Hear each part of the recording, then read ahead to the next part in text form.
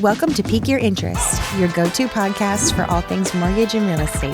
Hosted by Tanner Greenwald and Tim Velasquez. We bring you expert insights to help you buy, sell, and invest with confidence. Let's dive in. Welcome back to the Pique Your Interest podcast, the podcast where we seek to demystify all things housing related. Today's topic is financial literacy for young and first-time buyers.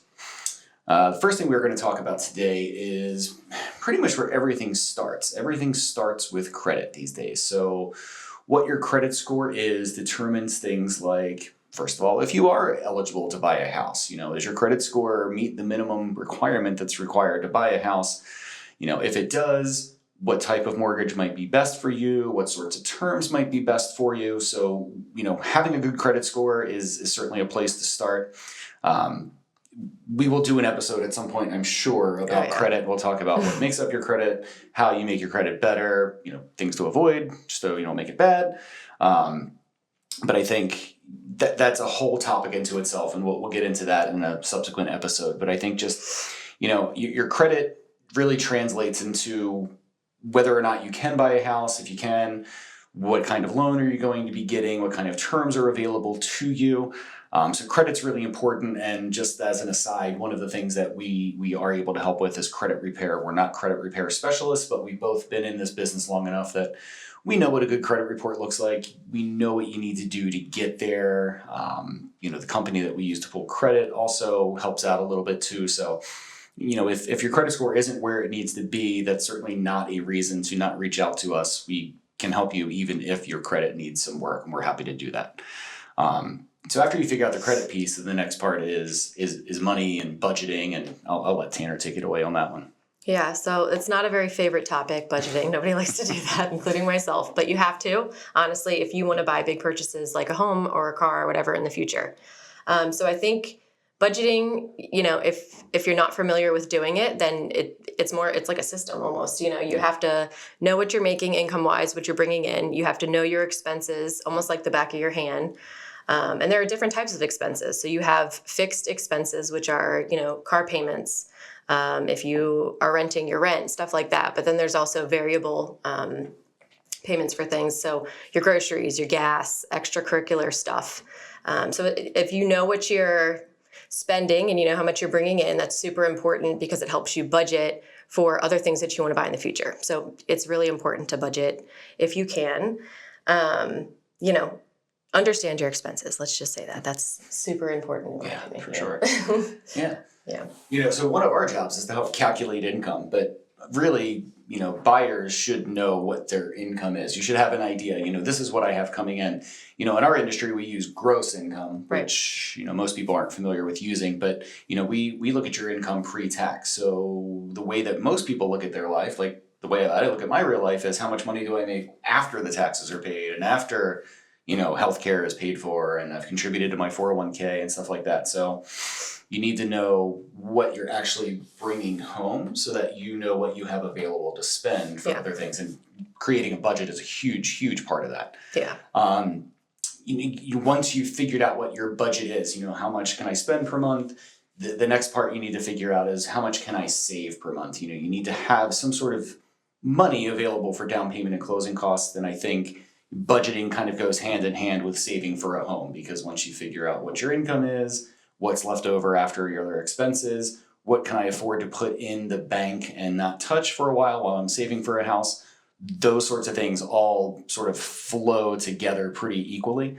So just coming up with some kind of savings plan, whether it's contributing to a retirement account that you plan to use when you buy a house, or, just throwing money in your checking and savings every month as a habit and building that nest egg. And eventually you have enough for the down payment and closing costs. And, obviously the next question that comes up is, how much money do I need for down payment and closing costs? And that really varies. Again, that goes back to credit. What kind of loan are you doing? What's the minimum down payment for that? In general, the minimum down payment for most loan products is somewhere between 3 and 5%. So, if you're a first-time buyer and you're buying a house using conventional financing, 3% down is the minimum required payment, down payment, and 5% If you're a subsequent buyer, FHA requires 3.5%. So somewhere between 3 and 5 is a good barometer of how much money you need to save for down payment and closing costs. And then there's also closing costs to take into account. So depends on where you are. It's very specific to county and state, and we're licensed in a bunch of states, so the number is different everywhere. But in general, I'd say like 4 or 5% of the sales price is what closing cost would normally be. So if you're saving somewhere between like 7 and 8, 9, 10% of the sales price, you're going to have enough money for down payment and closing costs. I would agree. Yeah, and I think that if you have trouble with that, you're trying to figure out, what is my budget? How much am I going to be able to save?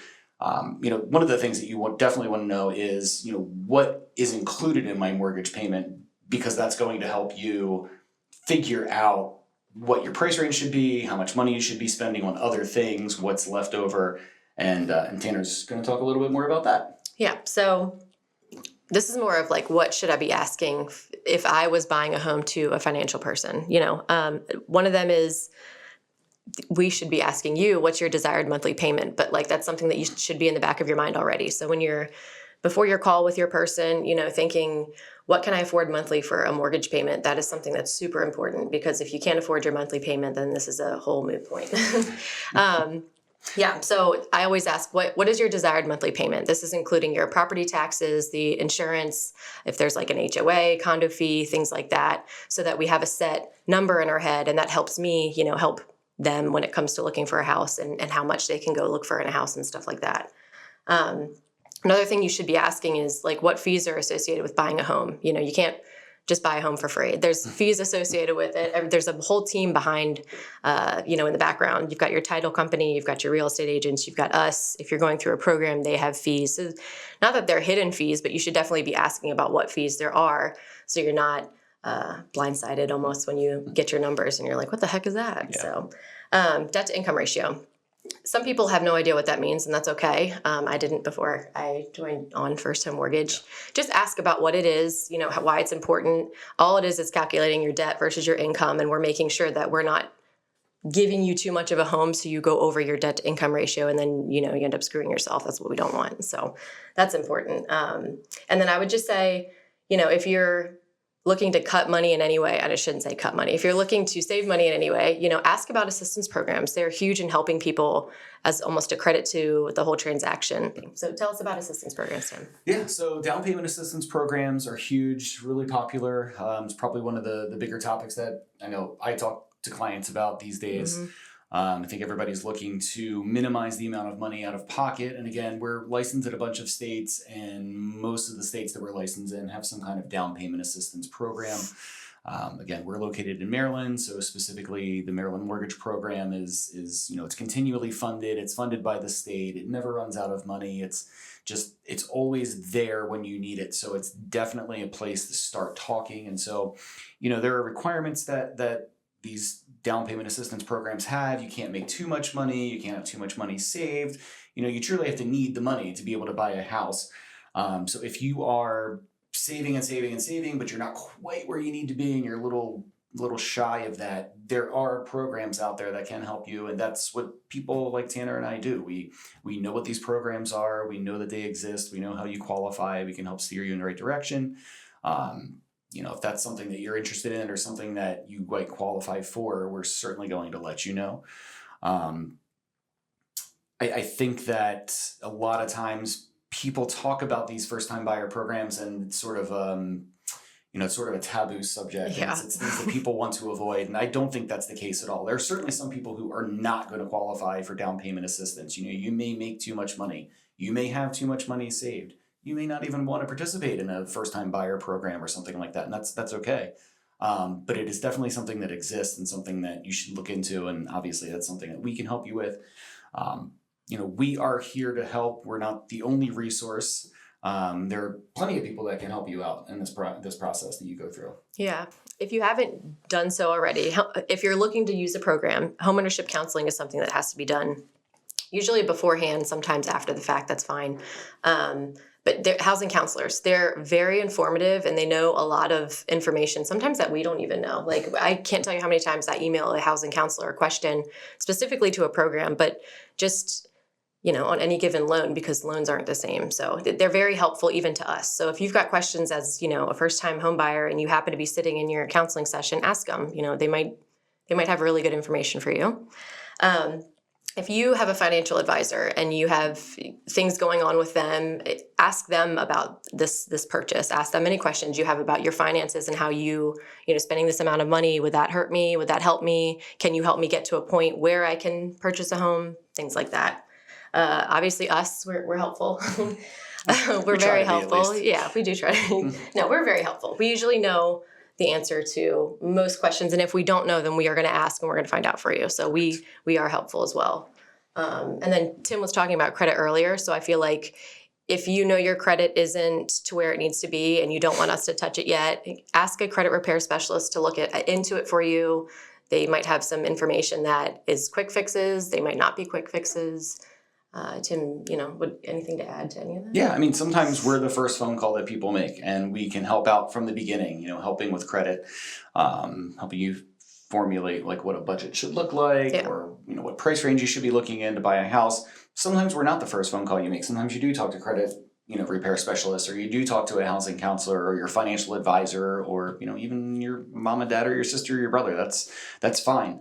Wherever you are in the process, we are ready to help you. So if we're the first touch, we're totally fine with that. If you've talked to a bunch of other people and you want to get our take, we're happy to jump in at that point too. So, put us to work. That's what we're here for. We're here to help you understand what's going on. Again, the whole point of this is to sort of demystify everything that's going on. There's a lot that's you have to think about when you're buying a house. And, if you're doing it for the first time or second time, or, even if you're, buying an investment property, it's still not something that you do on a daily basis like we do. And so we are here to help and certainly put us to work for you.